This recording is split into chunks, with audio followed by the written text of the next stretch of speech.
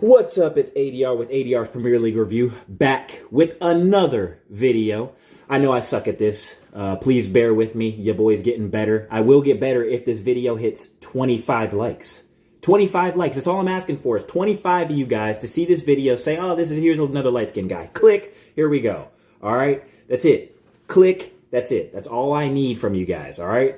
I'm hoping that you guys find me a little bit more entertaining than 9 likes. Okay, that's what the last video did, but it is what it is. I'm cool. I'm happy with being here. I know I suck at consistently posting content. I will get better. Bear with you, boy. I did post a short a little bit earlier today, me doing a little bit of footy. I don't play anymore, but, you know, your boy still got to pop up with the tech, you know what I'm saying? So just go ahead and shoot that a like as well, a 15-second video. I was out in the backyard with the family having some fun.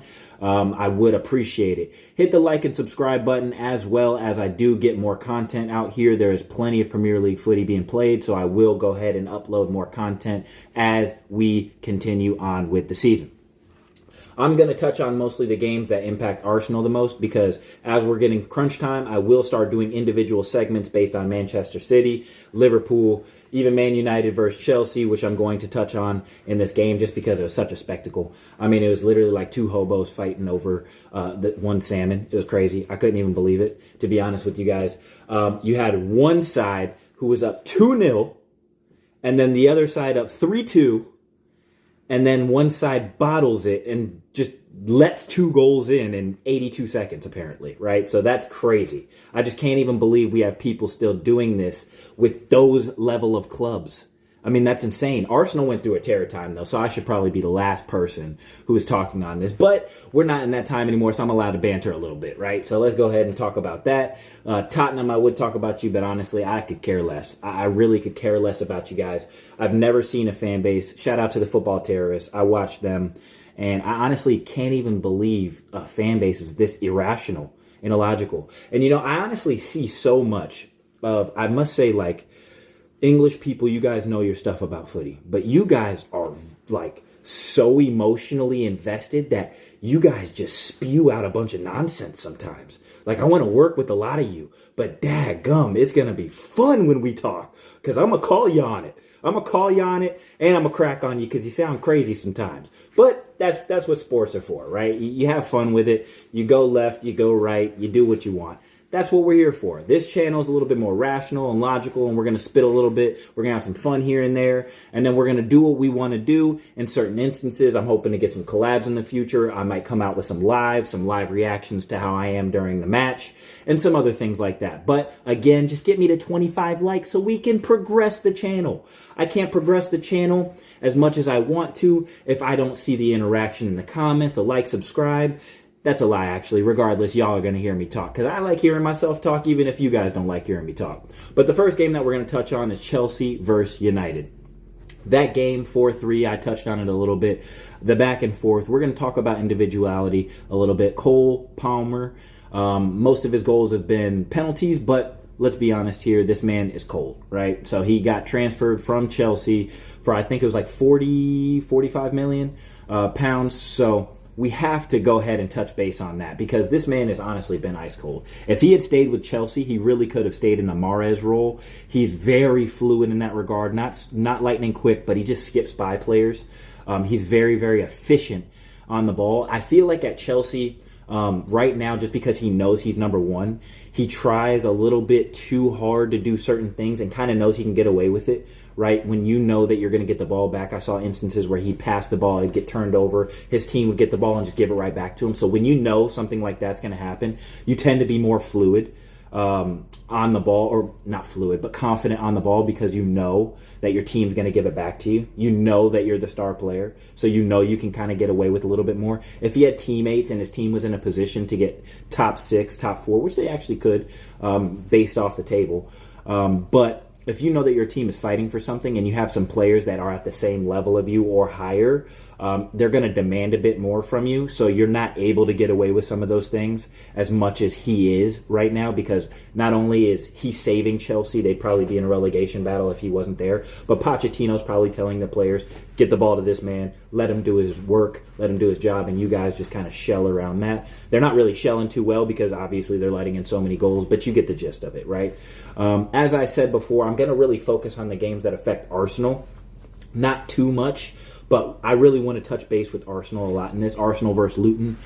First half, I felt like was very controlled, very dominant in certain instances. I believe we went into halftime with like 73 or between 73 and 80% possession. I don't know the stats off the top of my head right now, but I do know that we were very dominant in that first half. Even in the second half, they didn't really get any shots on target. I think they had one all game. It was very subtle defensively. The whole game, I should say. But I think that we could have done a bit better in certain areas of the second half. I think we really took our foot off the gas. I think that our ability to control the game has gotten a lot better. I think that with the 5 changes that we made, it's really okay that we just continue pushing forward and that we continue striving forward to just get the points on the board, because not every game is going to be beautiful. But it does worry me with some of the games that we do have coming up, even Brighton this weekend. That game is going to be so essential for us because we've had our ups and downs with Brighton, especially it being Brighton away. If it was at the Emirates, I'd be a lot more confident. I was looking at a stat. I believe I saw this on AFTV. Shout out AFT TV. I think we've beaten one team in the top 12 away from home. Granted, we haven't played all of them, but that's still a little bit worrying in some instances, just because a lot of these games that are coming, the last 8 games, are going to be away at some of those teams. So we really need to be on our P's and Q's. Our center back pairing, though, best in the league. Very, very happy with that. Saliba, Gabriel, I really, really am telling people that this is the best center back pairing. And I don't know if you guys have seen my very first video. I genuinely have been saying this since I started YouTube, which isn't very long ago. I'm still in the infancy stage of that. But I think, again, this year it's going to be either Liverpool or Arsenal that win the league. I don't want to continue putting that out there just because it's just redundant at this point, but just based off of the play that I'm seeing and what the table is looking like, I do think that Manchester City is going to still win a trophy this season. I just don't know which trophy it may be, but I don't think that they are going to win the Premier League. I could be wrong. I'm not one of those people who says, after I'm wrong, oh, this is the reason why this. If I'm wrong, I'm wrong. But that's just my opinion, right? That's what you guys came to this channel for, is my opinion. So I think that Arsenal this weekend is really going to be key because, again, we play, I believe, Manchester City. I'm in the East Coast in the U.S. So Manchester City play tomorrow at 7:30 a.m. Crystal Palace. That's going to be, I really do think that's going to be a wipe. People say that that's Manchester City's bogey team. Guys, let's be honest here. It's going to be about a 3-1 at most, right? I don't even think, if I'm not mistaken, I don't think Olise is playing. I think Eze is going to be the only one starting for them. That's significant in the attack for Crystal Palace. But for me, I think that's going to be a 3-1, kind of a walk in the park for Manchester City. Phil Foden with his hat trick. I know I've been hearing this debate with Saka and Phil Foden.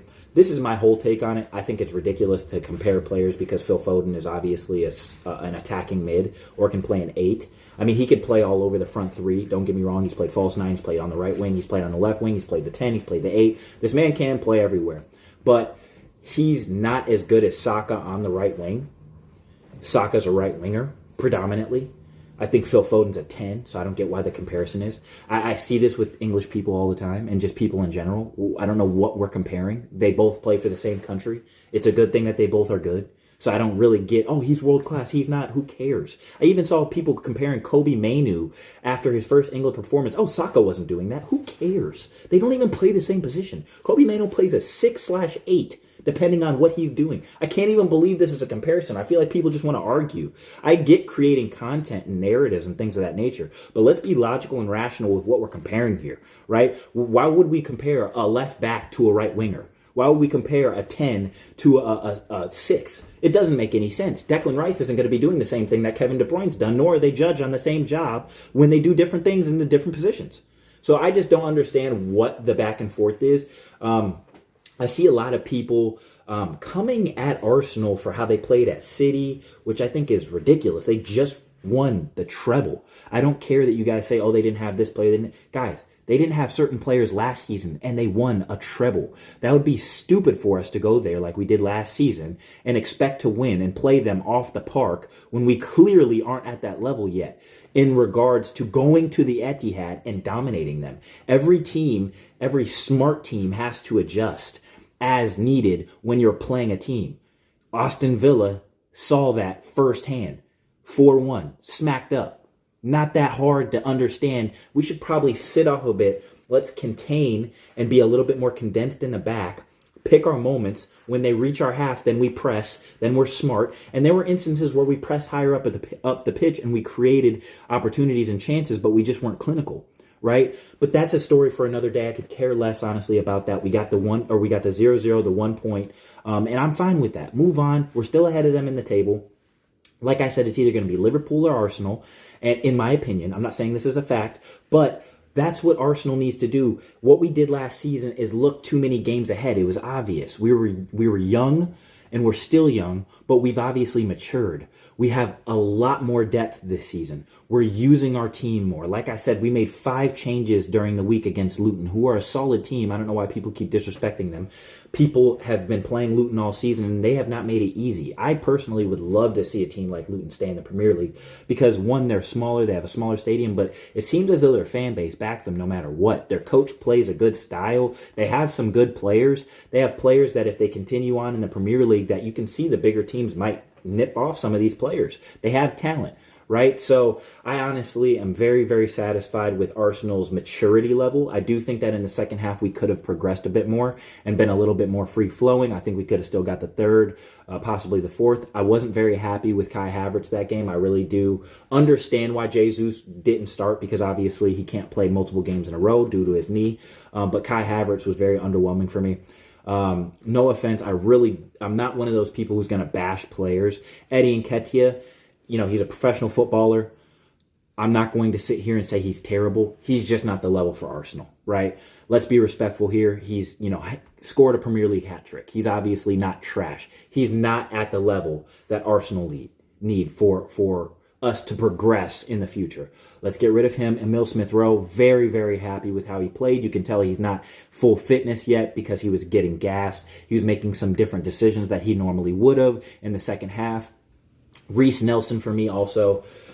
I really, really did like Reiss Nelson, in past years just because he continuously would go at the defender. This man was going backwards and sideways every single time he got the ball. It's just not good enough. It's just not. You have to be more aggressive than that. You cannot be scared to lose the ball. And again, no offense to Luton, but if you're scared to attack Luton when you're 1v1 with them and no scissor, no change of direction, no shifting, no step over, no anything. I mean, there is nothing. I mean, come on now. We have to do a feint, do something. Man, your right wing, this is what I don't get. It used to be back in the day, people would play the right-footed person on the right wing and the left-footed person on the left wing, and you'd see still the dynamic between that ability to get around the outside and do a cross. Now you see the lefty on the right wing, the righty on the left wing. I'm perfectly fine with that. But if you're going to be a righty on the right wing, you have to be able to go around the outside. And what people don't understand, I played winger, I played striker, I played left wing, I played really anywhere, just because I had the ability to be fast. When you're going right, you can still get back inside and still go back outside to finish on your right foot. So you can go around the defender, you do your scissor, cut inside, because most defenders are going to play you left foot anyway. You get inside, and then you shift back to your right foot quick, and you're able to put it bottom corner, left side. Like, it honestly, there's a lot of ways, but I feel like, and this is one thing I do feel like even with Martinelli, the coaches, the coaching staff, assistant coaches, head coach, not just the manager, has to be working with these players with their craft. And I feel like that's one thing, which is a whole nother video, that has been taken out of the Premier League game and just the game in general. I see it still in La Liga, but the individuality of these players, there's no flair, there's no spark. Guys, it doesn't need to just be a give and go. Take your player on. Do a scissor. Do something. Do a step over. I know you guys probably, do scissors as different ways. You guys say step over. We say scissor in the Americas. Scissors going this way. Step over is going this way for us. Okay, so just bear with me with that. But what I'm saying is there needs to be some variety here. Okay, I know I'm ranting, but honestly, these are some things that I haven't seen enough of. I'm not seeing enough flair from people, right?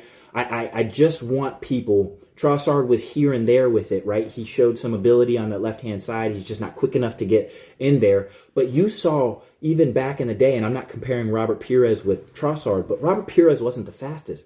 Deception, guys. Deception. You can still stall a defender, get him paused on his feet, and if you're getting by him, not every defender is going to be able to catch up to you after you're by him. You have to make your decisions quick, though. Step over, go past him, back inside, 1-2, then get it back. Then your movement has to be dynamic. I barely see wingers making slashing runs anymore.